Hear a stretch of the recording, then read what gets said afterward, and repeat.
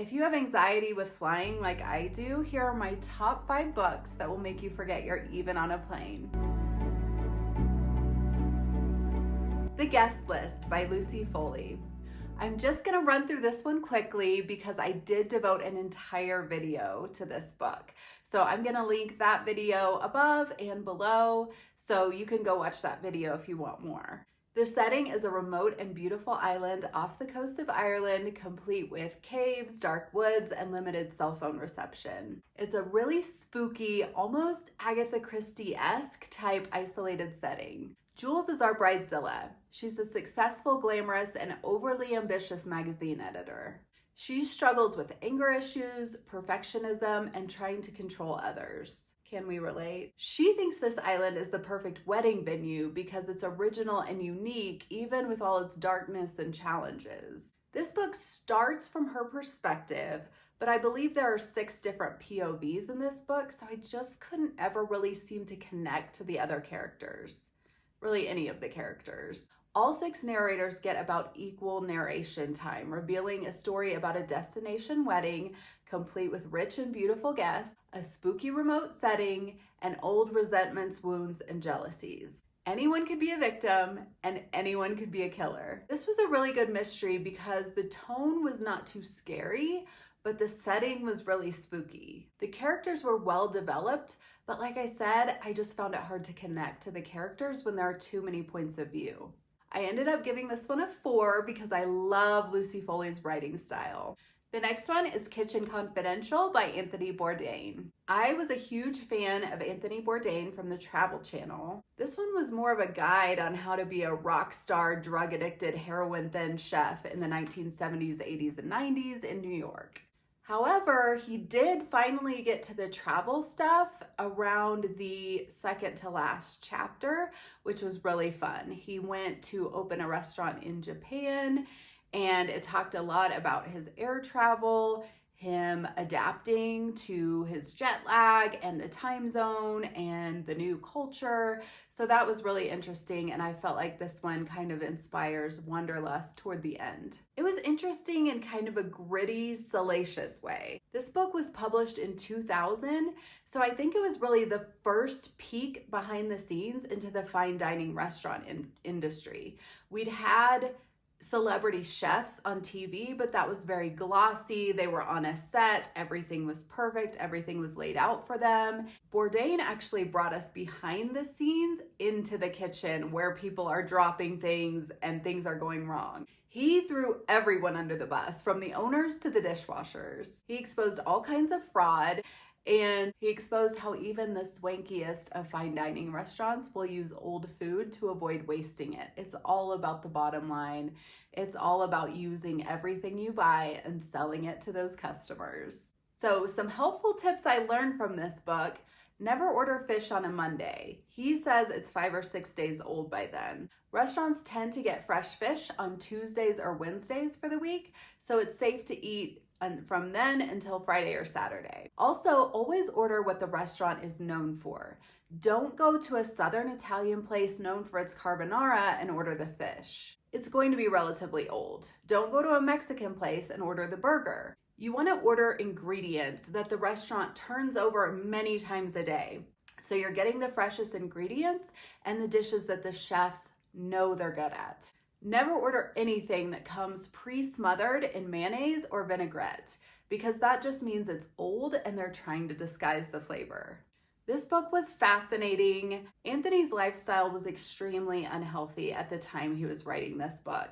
He writes openly about his drug use, his alcoholism, his staying up way too late and getting up too early, burning the candle at both ends. And so I think if you take this book at face value as a revelation of the fine dining industry in New York, you're gonna be satisfied, you're gonna be entertained, and you're gonna enjoy it.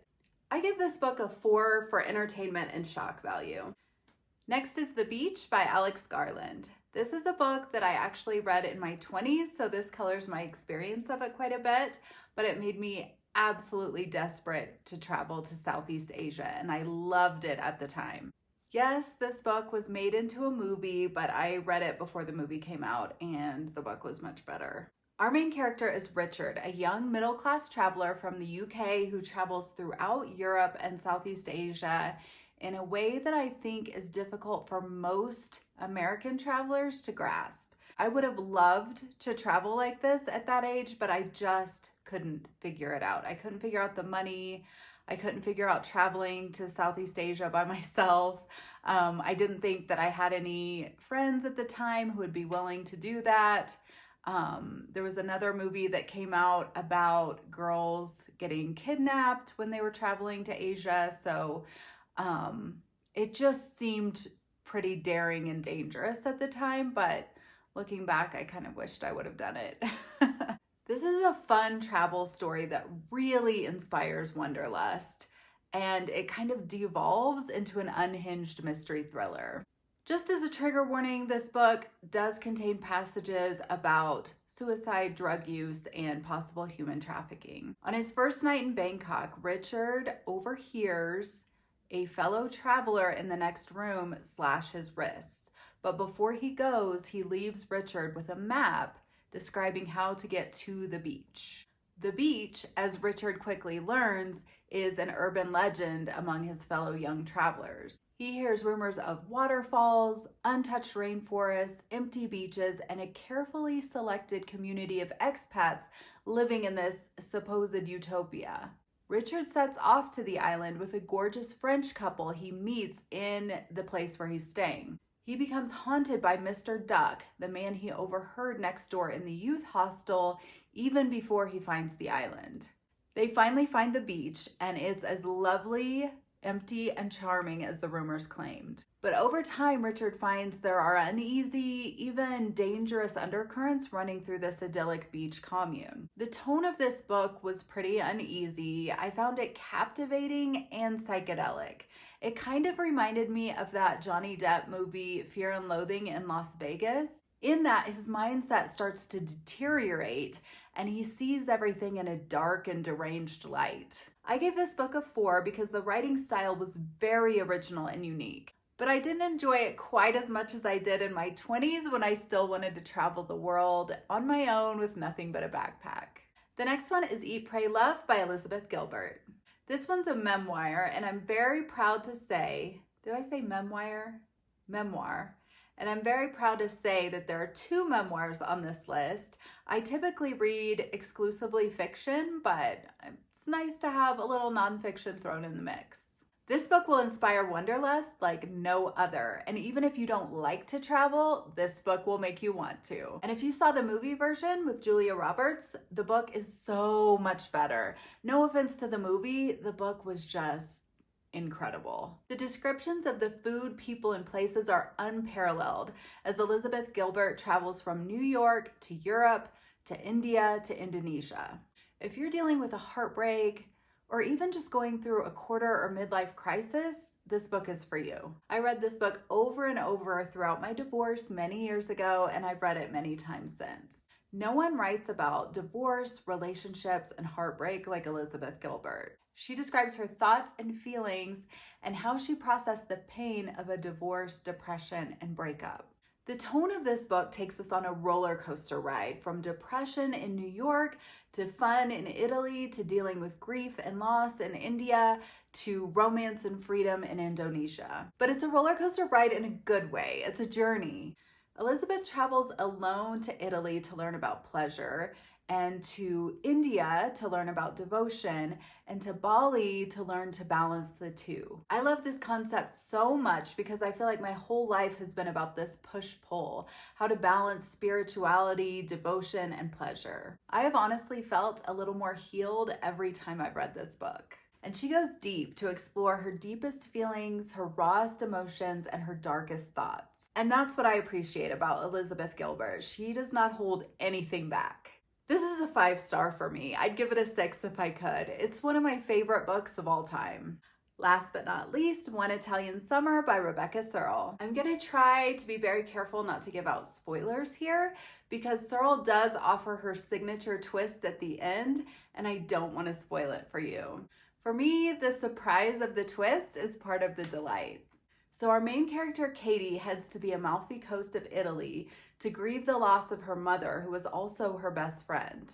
This book is beautifully written and mainly describes Katie's gorgeous and awakening trip to Italy. So be prepared for detailed descriptions of Italy's cliffs, beaches, and islands, along with vivid descriptions of mouth-watering meals.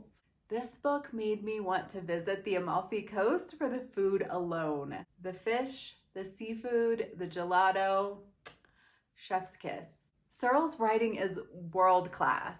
Listen to this description of Katie's first evening in Italy. The view is breathtaking. A front row seat to a sun that seems as if it will never set. All around, the light is gold and liquid and heavy, like it's just beginning on its second glass of wine. I can't. That description alone sold me on reading the rest of this book. So this book is relatively upbeat, but I say all that to say the beginning of this book is tough.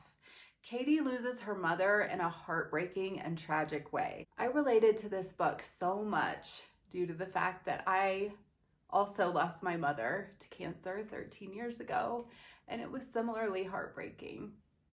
I was shocked to learn that Rebecca Serle's mother is still very much alive, because I thought she would have had to experience this type of heartbreak in order to write about it. I thought she must have had to lose someone very close to her in order to write about death and loss so eloquently. This book helped me grieve the loss of my mother, partly because I have so much perspective on it now. But if you're dealing with a fresh loss or death, this may be too much for you. This book is a lot, so just keep that in mind. Having said that, however, most of this book is a delightful and romantic trip to the Italian coast, so it really inspired me to go back to Italy. I've been to Rome and Tuscany, but never been to the coast, so I'm determined to go back now. There's romance, there's stunning descriptions of the food and the landscape, there's a twist. I think this book has it all, and you will absolutely love it. 5 stars all the way on this one. This is my second 5-star for Rebecca Serle, so I will definitely be reading more from her. So these are my top 5 books that will make you forget that you're even on a plane. These are not self-help books, but they just kind of made me forget where I was, so that helps me to deal with my anxiety, and I hope you found this helpful too. I have lots of other ways I deal with my anxiety, so if you're interested in a video about that, leave me a comment down below and let me know. If you found this video helpful and informative, please don't forget to like and subscribe, and I will see you in the next one. Thank you. Bye.